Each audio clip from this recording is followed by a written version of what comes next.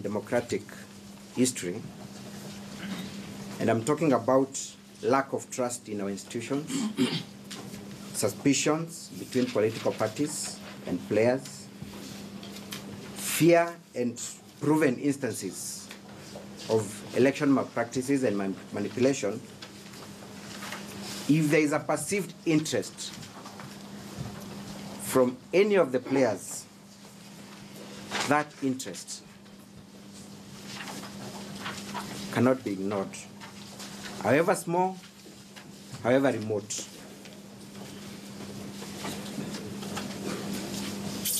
We cannot bury our heads in the sand and say these are just perceived interests. My lords, I wish to bring to your attention, and I wish the court should take judicial notice of the role of an incumbent in an election, because the candidate that has been accused of having associations with the printing firm is the incumbent. In 1992, my lords, we had an incumbent, President Moi, defending his seat. We had chaos and violence in Kenya.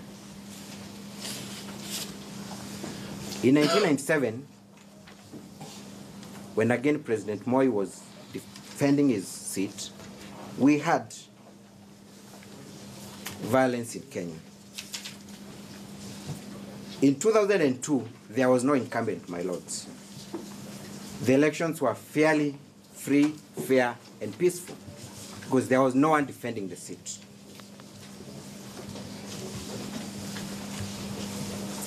In 2007, there was an incumbent defending the seat, Honorable Mwai Kibaki. We had violence of the highest magnitude in Kenya.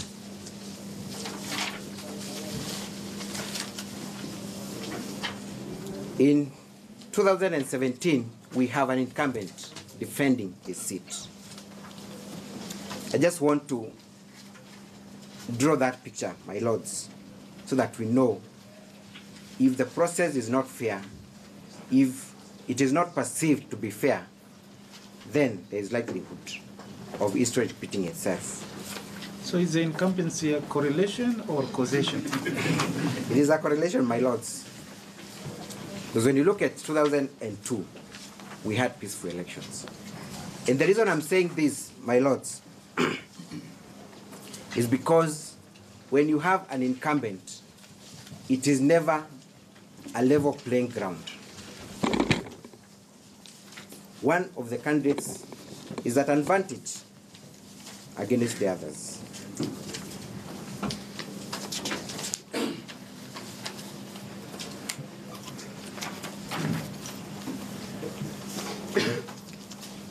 My lords, allow me to refer you to the Fair Administration Act of 2015.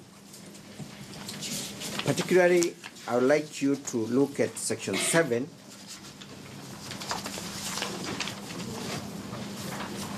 And in this particular section, my lords,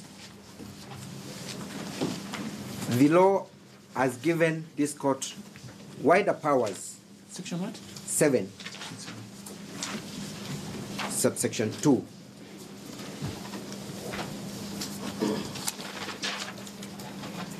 And I would like the court to look at subsection 2A(4), that a court or tribunal under section 1 may review an administrative action or decision if the person who made the decision was biased or may reasonably be suspected of bias. So we do not even need hard facts to prove bias. We only need reasonably suspect that there might be bias. This is the law, my lords. So the question that the court should ask itself is that, do we have reasonable suspicion of bias on the part of IEBC? And the answer is in the affirmative.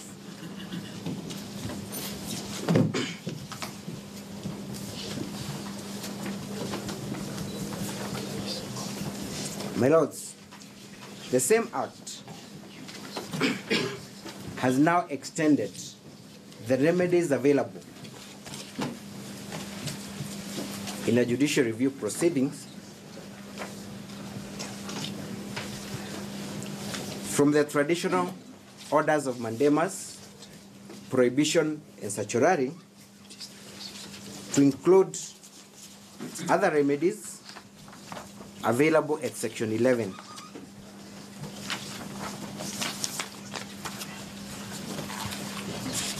One of these remedies, my lord, under E, is setting aside the administrative action or decision and remitting the matter for reconsideration by the administrator with or without directions. We're therefore asking this court to quash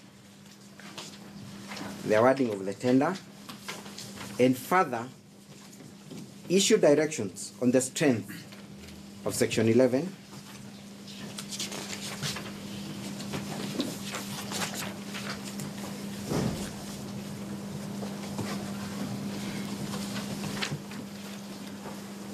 and the directions, my lords, we are asking for is that since we have reasonable suspicions of bias on the part of IEBC, let the presidential ballot papers be printed by a neutral party, preferably locally. And we talk about local printing, my lords. There should be no hot air or obsession with foreign firms. We print our money locally, and I believe the Kenyan shilling has more security features than a ballot paper rather. We print our national IDs locally. We print newspapers every day locally. We print academic certificates which last a person's lifetime locally. So in simple, what I'm trying to say, my lords, is that we have the capacity, only that it has not been explored. And because of these suspicions, which are likely to taint the credibility of these elections, it will afford all players a good opportunity to supervise the printing of the ballot papers if they are done locally. Our proposal, based on Section 11, is to have the presidential agents stationed at a local printer for 24 hours.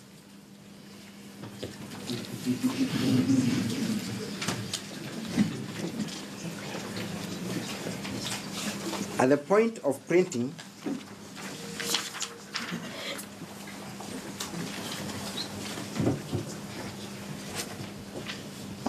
we should have all the ballot papers for the 290 constituencies packed in different pallets for each constituency and sealed by all the presidential candidates. We also propose, my lords, that the 290 constituency pallets should also be packed in bigger pallets. Are those detailed? Yes, they are. Are they in your submissions? Yes, and in our replying affidavit as well. In your replying affidavit? Yes, my lord. So, my lord, with your permission, could I just say this? I'll take 30 seconds. The case before the court is the motion by the applicants with specific relief.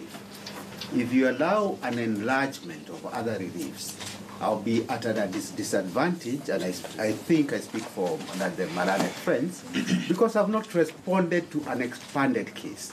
I have focused my case to the case by the applicant.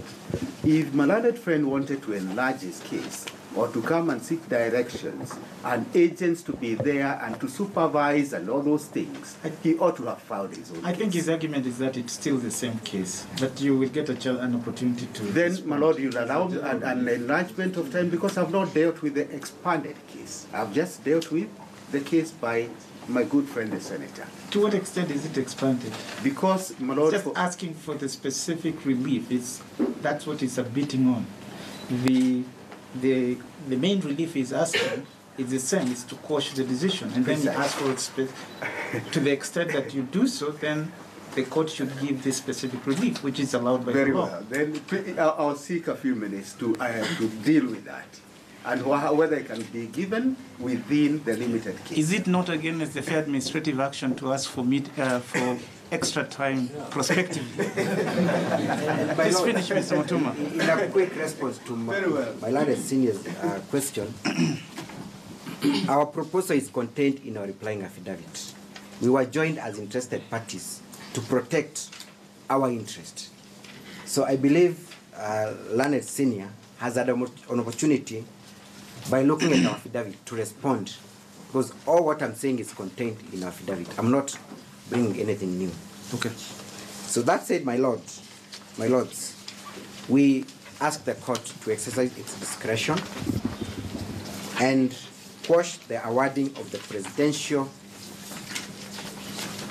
printing of ballot papers and direct that the same be done locally, where each party has an opportunity to supervise. That will boost the credibility of these elections. That's all, my lords.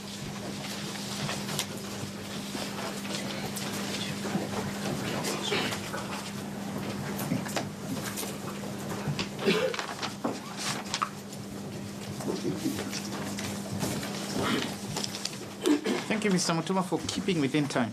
Most of like my lords. Mr. Karuri, that's a cue to you. Yes, my lord, I'll try to keep within the time. Although Yes. you notice that the case seems to be shifting and changing with every submission that is made. But we'll try, my lord. Okay. My lord, we filed, as I indicated at the beginning, we filed a replying affidavit shown by Ezra Chiloba. Yes. There are two of them. There is an affidavit and there's a supplementary affidavit. Both were filed on the 27th of June. We've also filed our submissions and two bundle of authorities, both dated the 29th of June 2017.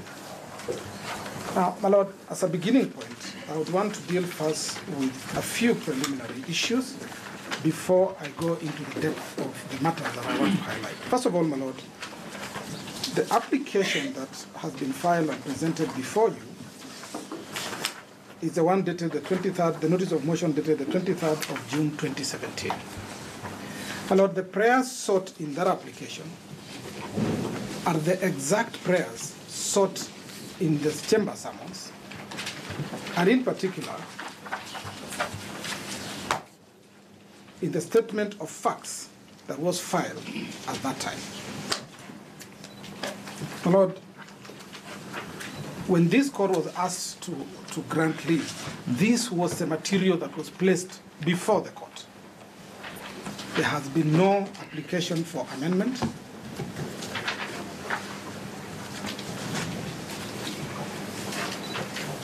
And even if my learned friend, in answer to the question by the court, says that he wishes to explain, you cannot explain in a manner that changes the character and the nature of the prayer. Very good morning to you. Thank you for staying with us. You're on News Center.